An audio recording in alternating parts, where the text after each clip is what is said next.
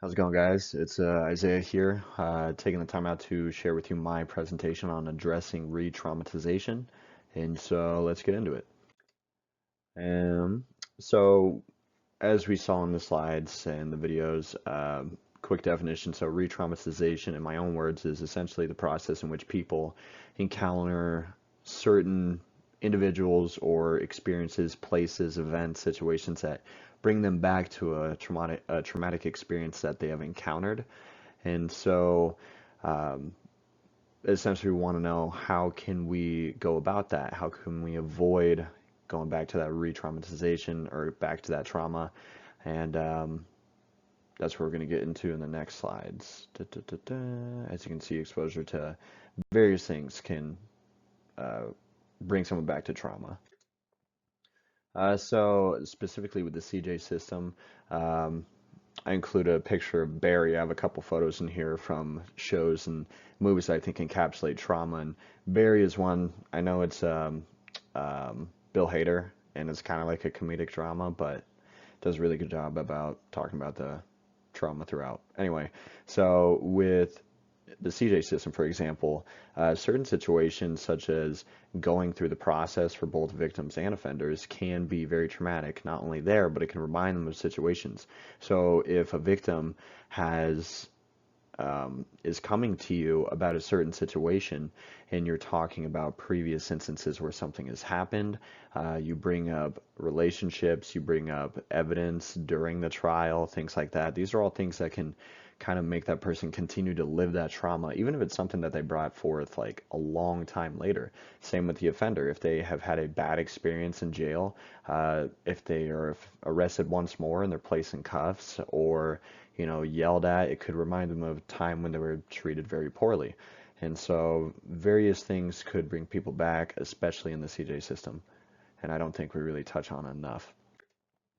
So now we're going to kind of get into resisting that re-traumatization. What are things that we can do to manage um, these traumas? This is a clip from the movie Manchester by the Sea, Casey Affleck. Really, really sad. Check it out. So basically, or what I was trying to say is, unfortunately, we're going to experience trauma throughout our lives. We're going to come back to it numerous times, and so we have to find a way to address it. And I'll give me as a personal example. Um, I have gone through divorce. I have had a difficult time with first police agency that I worked for. Some of those things still get brought to light, especially whenever I see my daughter's mother or when I see the police officers I used to work with and did not have the greatest experience. And so, in trying to address that, I've gone to therapy in the past, but what I've really focused on now is exercise. And so, finding a healthy outlet so I'm able to heal at the same time. So, while I may encounter some of those situations that remind me of that, I am attempting to heal to avoid those situations, building that support system through therapy or through the gym, and trying my best to be a better version of me so that whenever I come across those things once more, I feel a little bit better about it. I mean, it's much better than just kind of living with it and not addressing the problem at all. Um, for me, exercise is a really good thing. Um, and this is from Brothers, Tobey Maguire. He and his fellow soldier were kidnapped by a terrorist organization in the Middle East, and he had to go through some traumatic things. I'm sure we've all seen some clips from this movie, but that's another one to check out.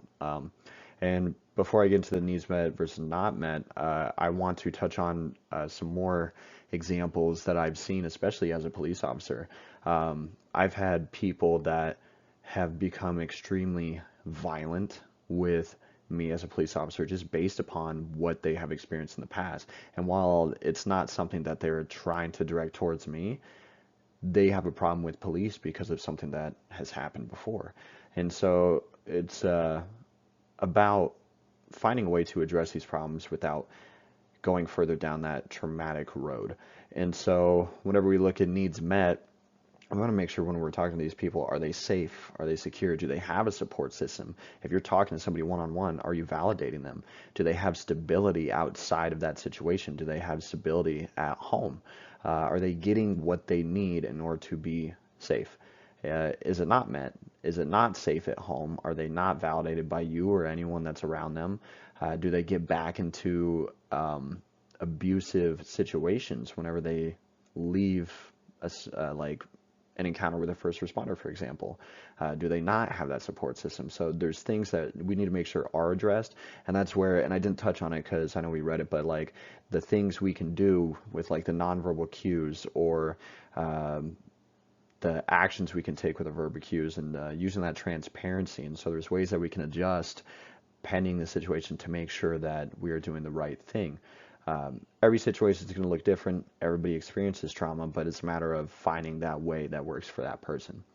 I'm already about a minute over 5 minutes. I don't want to get too far into it, but thanks for listening in. And if you have any questions, feel free to ask me. Thanks.